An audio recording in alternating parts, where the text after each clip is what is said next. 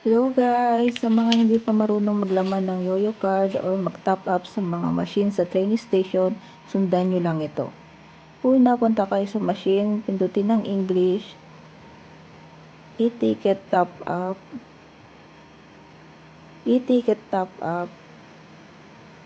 Please then place yung the card card nyo on the ilagay nyo sa sensor baba. zone.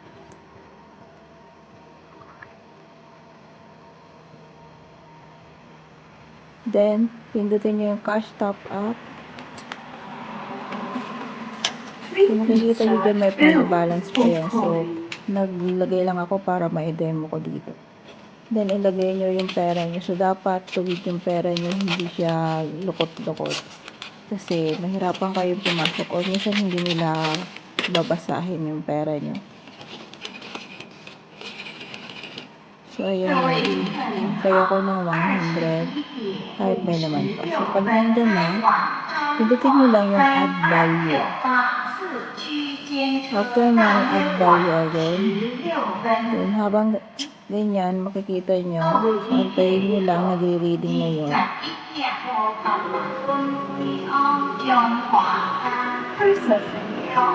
So, yung tatanggalin ng card. So, ayun na, successful na, transaction successful.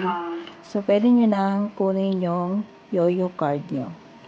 So, pwede na kayong umalis kasi walang resibong lalabas dyan. Pag ganyan na, okay na yan. Iwanan nyo na. Thank you for watching!